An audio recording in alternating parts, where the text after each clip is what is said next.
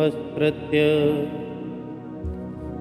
नरं चैव नरोत्तमं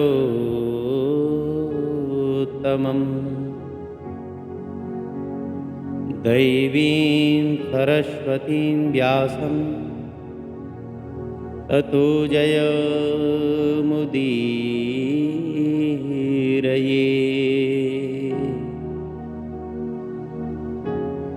ॐ कृष्णाय वासुदेवाय हरे परमात्मने प्रणतः क्लेशनाशाय गोविंदाय नमो नमः। नारायण। प्रातः स्मरणीय, अर्चनीय, वंदनीय परम पूज्यपाद अनंत विभूषित ममदेव श्री सद्गुरुदेव भगवान के उन दिव्य श्री चरण कमलों में हमारा बार बार साष्टांग दंडवत प्रणाम स्वीकार हो एवं सकल ब्रह्मांडों में जहाँ तहाँ विराजमान भगवान के इस आनंदमय सत्संग का श्रवण करने वाले सभी भगवान के प्रेमी श्रोता भक्तजनों का हम हृदय से बार बार अभिनंदन करते हैं, उनको प्रणाम करते हैं।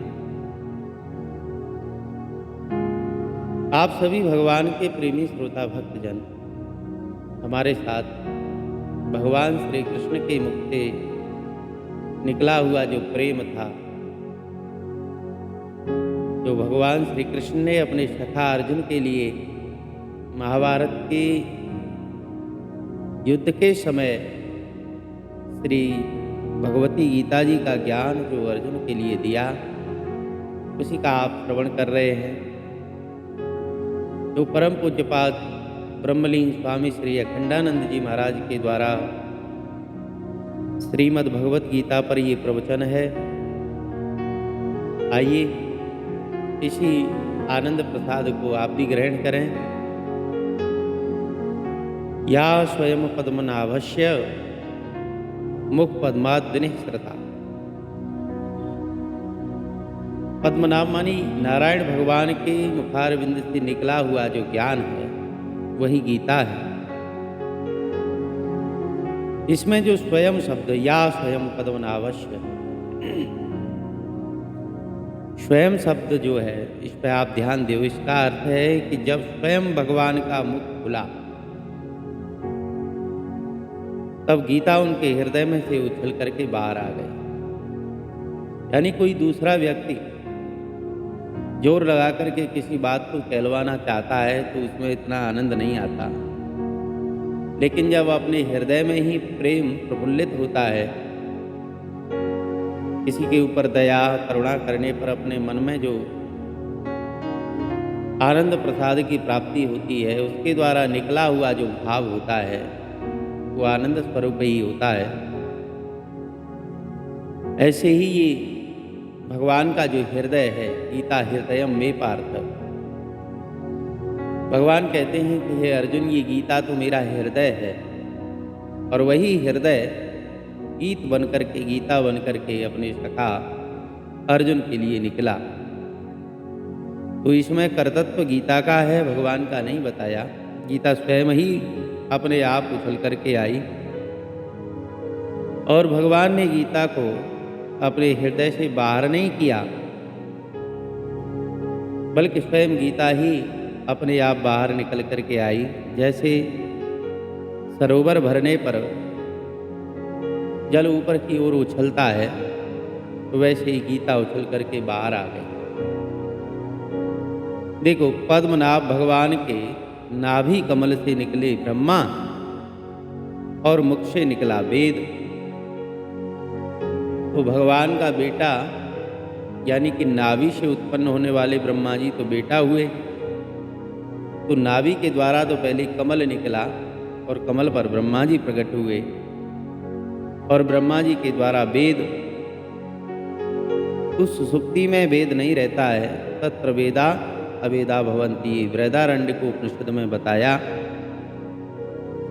और मैं यहाँ वेद की महिमा को को छोटी करके नहीं दिखाना चाहता। ये तो वेद का ही वाक्य है। मेरा तो वेदों के प्रति बड़ा आदर और भाव है, परंतु इनकी स्थिति मनोमय कोश में रहती है, और मनोमय कोश रूप ये तीतर है, उसके सिर का नाम वेद है, किंतु ये गीता ब्रह्मा जी के मुख से नहीं, कमल से नहीं, नाभि से नहीं, अरे जिनके नाभि कमल से ब्रह्मा निकले हैं, उन स्वयं पद्मनाभ भगवान के मुख से निकली है ये गीता। इसलिए ये वेद का सार है। अब आइए देखिए कि प्रश्न करने वाला प्रश्न तो कर दे, परंतु उसका उत्तर सुन करके उस पर क्या प्रभाव पड़ा ये न बतावे, ये प्रकट न करे, तो फिर बताओ आप कैसे समझोगे कि हमने जिसको जितना समझाना चाहा वो सही तरह से समझा कि नहीं समझा। ये बात उनको कैसे पता चलेगी। धृतराष्ट्र ने प्रश्न तो किया, परंतु सारी गीता सुनने पर उसका क्या हुआ। उसने देखा कि ये संजय तो सर्वथा श्री कृष्ण का ही पक्षपाती है। जब देखो श्री कृष्ण की बात करता है, और अंत में तो संजय ने कह दिया कि यत्र योगेश्वरः कृष्णो यत्र पार्थो धनुर्धरा तत्र श्रीः विजयो भूते ध्रुवा नीतिर्मतिर्मम। अब धृतराष्ट्र पूछें तो क्या पूछें। संजय ने तो अपना फैसला बता दिया कि जहाँ योगेश्वर भगवान श्री कृष्ण हैं और गांडीव धनुषधारी पार्थ हैं, तो विजय तो वहीं रहेगी। उन्होंने तो मन ही मन यही कहा होगा कि बहुत बढ़िया, भविष्य की बात तुमने बता दी हमको ज्योतिषी जी। तो देखो समझो 10 दिन का युद्ध हो चुका है और भीष्म पितामह भी सरसैया पर पड़े हुए हैं।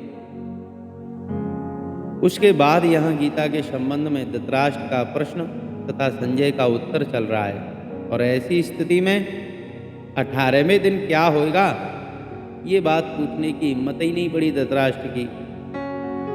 लेकिन संजय ने फिर भी बता दिया, अरे हाँ, योग के निर्देशक, योग के निर्वाहक, योग के फलदाता योगेश्वर श्री कृष्ण हैं, और अपने कर्तव्य में संलग्न महापौरुष वाला अर्जुन है, और धनुष धारण करके युद्ध स्थल में खड़ा हुआ है। तो विजय तो महाराज वहीं होगी, उन्हीं के पक्ष में जावेगी। इसलिए धृतराष्ट्र प्रश्न करता होते हुए भी संजय के उत्तर का अभिनंदन नहीं करते हैं। एक अंधे का इससे बढ़िया लक्षण और कुछ हो भी नहीं सकता। धर्म क्षेत्रे कुरुक्षेत्रे समवेतायुत्सव मामकाः पांडवाश्चैव किं कुर्वते संजय। ये श्रीमद् भगवत गीता जी के पहले अध्याय का पहला ही श्लोक है। इसमें धृतराष्ट्र ने प्रश्न किया संजय से कि बताइए। तो देखो धृतराष्ट्र ने अपने नाम के अनुसार ही दुनिया को पकड़ रखा है। जो मोह में, जो मैं और मेरे में बंधा हुआ है वही धृतराष्ट्र है।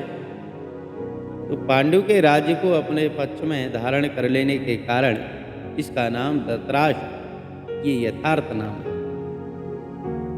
व्यास जी महाराज ने सबका नामकरण किया तो सोच विचार करके नाम रखा, क्योंकि राष्ट्र तो होगा पांडु का और मिलेगा भी पांडवों को ही, लेकिन बीच में ये धृतराष्ट्र धृतता करेगा, धृष्टता करेगा। ये उसको पकड़ लेगा और छोड़ना नहीं चाहेगा। बध्यो तीर मरकट तीर, ये बंधा हुआ है, इसलिए इसका नाम धृतराष्ट्र है। अरे भाई, दुनिया पहले भी हमारी नहीं थी, बाद में भी हमारी नहीं रहेगी, ये तो मिथ्या है। न तुम पिता के वीर में आए, न माता के पेट में आए, और न ही ऐसी आकृति विकृति धारण की फिर भी मैं और मेरा मेरा करते करते सारी जिंदगी बीत गई और बीती जा रही है। क्या है तुम्हारा मैं और क्या है तुम्हारा मेरा? अरे तुम काय को फालतू में धृतराष्ट्र बने हुए हो भाई। धृतराष्ट्र माने दृष्टिहीन यानी मिथ्या संसार के साथ संबंध रखने वाला धृतराष्ट्र है। जो अंधे हैं, ये भी तो आंखों से अंधा था। तो जो मोह में बंधे हुए हैं, जो मैं और मेरे के चक्कर में बंधे हुए हैं, वो सभी अंधे हैं और धृतराष्ट्र बने हुए हैं। तो यहाँ एक बात ध्यान में लेने की है कि धृतराष्ट्र को ये भली भांत मालूम था कि युद्ध तो शुरू हो गया है, और भाष्य दीपिका में ये बात बताई। मधुसूदनी में तो लिखा है कि धर्म क्षेत्र के प्रभाव से दुर्योधन के मन में भी धर्म बुद्धि आ गई होगी, और कुरुक्षेत्र में अपने पूर्वजों का स्मरण होने के कारण युद्ध से निवृत्ति हो गई होगी। युधिष्ठिर के मन में भी क्षमा का भाव आ गया होगा। इसलिए किम कुर्बत, क्या हुआ वहां पर, इसका कोई सामान्य अर्थ तो नहीं है। काशी में एक बड़े विद्वान महात्मा थे, और वो गीता के सिवाय दूसरा ग्रंथ तो महाराज पढ़ते ही नहीं थे। ये अपनी अपनी निष्ठा है, जिसको जो प्रिय लगता है उसी में लगा रहता है। तो उनका कहना था कि किम कुर्वत का अर्थ है किम विशिष्टम अकुर्वत। जब धर्म क्षेत्र कुरुक्षेत्र में युद्ध करने की इच्छा से कौरव और पांडव इकट्ठे हुए, तो उन्होंने युद्ध नहीं किया। ये प्रश्न तो बनता ही नहीं है। प्रश्न तो ये है कि वहां पर कोई खास बात हुई कि नहीं।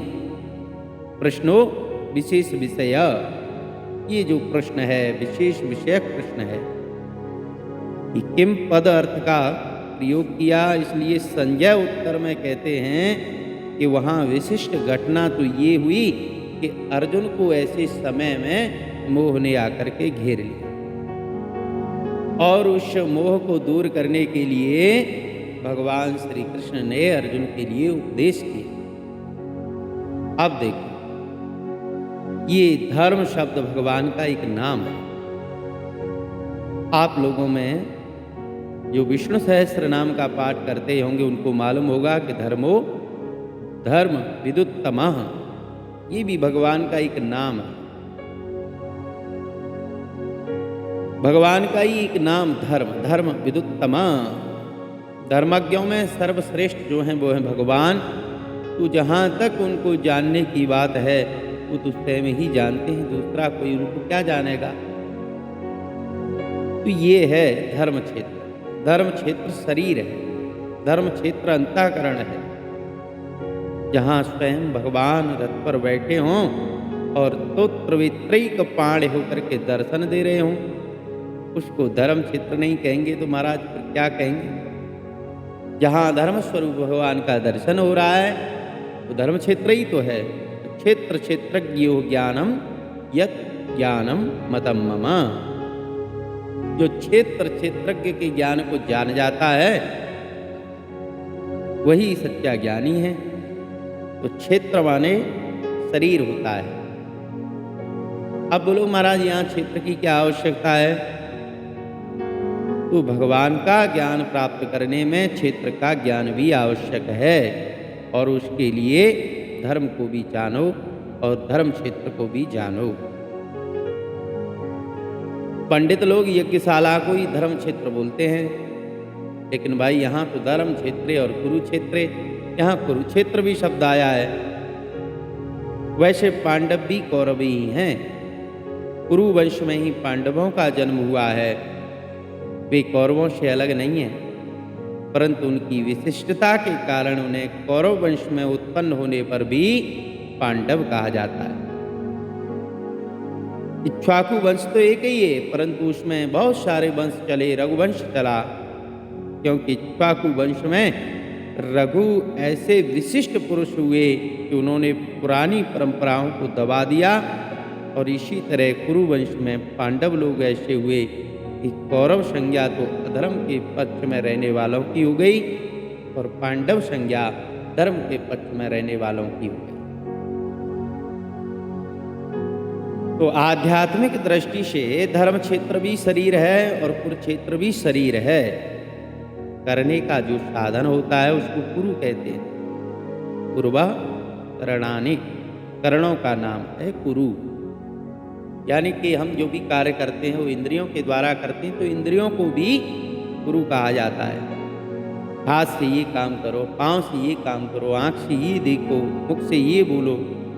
तो कहने का अभिप्राय क्या हुआ कि पंडित लोग जो यज्ञशाला को धर्म क्षेत्र बोलते हैं, तो केवल यज्ञशाला में ही धर्म नहीं रहता, हमारे कर्म क्षेत्र के बीच में भी रहता है। और गीता में मुख्य रूप से यज्ञशाला जो यज्ञ आहुति के द्वारा यज्ञशाला में जो धर्म होता है, तो गीता में मुख्य रूप से यज्ञशाला वाले धर्म का नहीं बल्कि हमारे जीवन में रहने वाले धर्म का निरूपण किया गया है। स्वकर्मणा समभ्यर्च्यम सिद्धिम विन्दति मानव। हमारे दैनिक कर्तव्यों को धर्म नाम से कहा गया है। और केवल धर्म यज्ञ में ही होता हो, यानी यज्ञशाला में ही होता हो, तो ऐसी बात नहीं है। आगे चल करके कहा गया कि समवेता युयुत्सव, कौरव पांडव परस्पर संबंधी होकर के भी लड़ते हैं। और दर्शन शास्त्र में समवेत शब्द का अर्थ होता है नित्य संबंध समवाय संबंधेन। माने ये एक ही वंश के हैं, रिश्तेदार हैं, नातेदार हैं, मिले हुए हैं। एक ही मन में काम भी आया और ब्रह्मचर्य भी आया, एक ही मन में लोभ आया और संतोष आया, एक ही मन में क्रोध आया और एक ही मन में समाधि आई। इसलिए कौरव पांडव मन की दृष्टि से संबंधित हैं। इसी प्रकार एक ही वंश के दोनों हैं परंतु आपस में लड़ते हैं। तो समवेता अपि युत्सव, युद्ध में छव, एक ही मन में पैदा हुए हैं और आपस में लड़ते हैं। मामकाः मम मम इत कथयन्ति गायन्ति इति मामकाः। धृतराष्ट्र के बेटों की पहचान क्या है? वे कहते हैं कि ये मेरा, ये मेरा, ये मेरा। और जिनका अंतःकरण बिल्कुल शुद्ध है, जो शुद्ध हृदय के हैं, वो पांडव हैं। अर्जुन माने धवल होता है, उज्ज्वल होता है, जिसकी लकड़ी बहुत अच्छी मानी जाती है धवल की। और वो अर्जुन यानी जो वृक्ष है उसको पूजा का वृक्ष ही माना जाता है, सीधा सादा होता है। एक तो वो धवल है और शुद्ध है। एक ने पूछा भगवान का दर्शन कहाँ होगा, तो दूसरे ने कहा कि जरा वन की ओर देखो, किसी वन में होगा। उसने कहा कि भला इस वन में कहाँ से होगा भाई? बोले अरे बाबा, वो जो सबसे ऊंचा ऊंचा पेड़ दिखता है ना, तो क्या है? बोले कि अर्जुन है। बस ठीक है, उसी को निशाना लगा करके पहुंच जाओ, यानी अर्जुन के पास तुम पहुंच जाओ तो तुम्हें अर्जुन के सखा श्री कृष्ण स्वयं ही मिल जाएंगे, उनका दर्शन हो जाएगा। तो संवेता युयुत्सवः मामकाः पांडवाश्चैव। इसका मतलब है कि धर्म वृत्ति और अधर्म वृत्ति, मैं मेरे की ममत्व मूलक वृत्ति और शुद्ध वृत्ति, ये दोनों एक ही संबंध से संबंधी हैं। इसलिए धृतराष्ट्र कहते हैं कि किं कुर्वत संजय। संजय, तुम ये बताओ कि इन्होंने प्रारंभ में कोई गणना करने योग्य श्रेष्ठ काम किया कि नहीं किया? धृतराष्ट्र ने संजय से इसलिए पूछा कि और कोई व्यक्ति होगा तो पक्षपाती होगा। अरे महाराज, जिन्होंने राग और द्वेष पर विजय प्राप्त नहीं की होगी तो वो एक पक्ष की बात करेंगे, किंतु संजय तो सम्यक जयशील निष्पक्ष है। इसने अपने पक्षपात पर विजय प्राप्त कर लिए, इसलिए बिल्कुल ठीक ठीक तो ये संजय ही बताएगा। इसलिए धृतराष्ट्र संजय को ही पूछते हैं। अब आओ हम आपको आगे ले चलते हैं। संजय ने धृतराष्ट्र से उनके प्रश्न के उत्तर में बताया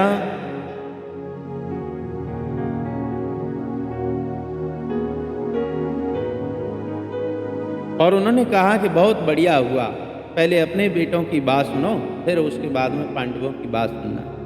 देखिए, यदि आपको प्रथम अध्याय का थोड़ा गंभीरता से अध्ययन करना होए तो पहले 16वें अध्याय को पढ़ो, जहाँ पर आश्री वृत्ति और दैवीय वृत्ति का वर्णन किया गया है।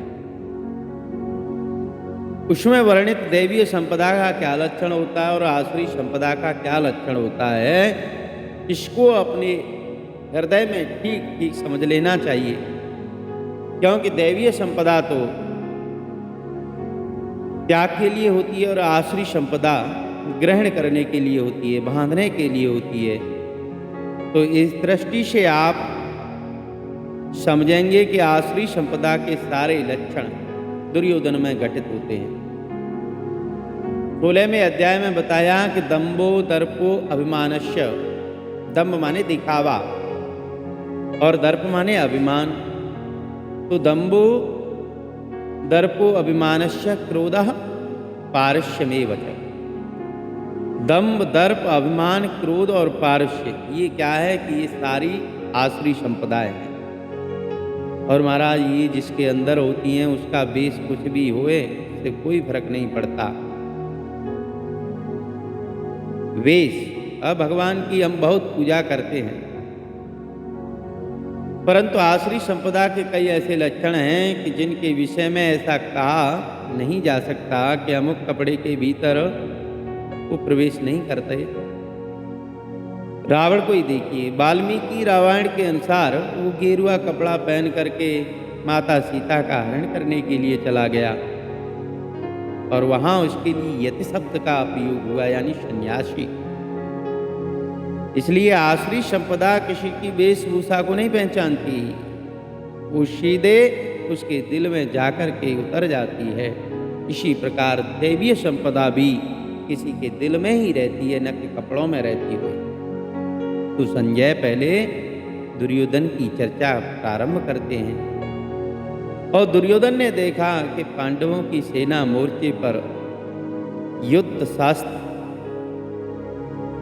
जो रीति है शास्त्रों की युद्ध की, धनुर्वेद की रीति, मोर्चेबंदी आदि करके खड़े हुए हैं। और उसको देख करके दुर्योधन सबसे पहले अपने आचार्य द्रोणाचार्य के पास जाकर के और उन्हें कुछ बताता है। तो इसी के साथ हम श्री गीता रस रत्नाकर में आप सभी भक्तों के बीच से विदा लेते हैं और इससे आगे का जो प्रसंग है वो अगले समय में श्रवण कराएंगे। आप सभी भगवत भक्तजनों से हम निवेदन करते हैं कि आप हमारे इस YouTube चैनल को सब्सक्राइब कर लें और ऐसे ही कथा सत्संग के वीडियो देखने के लिए आप हमारे वीडियो को लाइक करें और दूसरे भक्तों के पास शेयर भी करें। अब तक के लिए आप सबसे हम विदा लेते हैं। नारायण नारायण नारायण।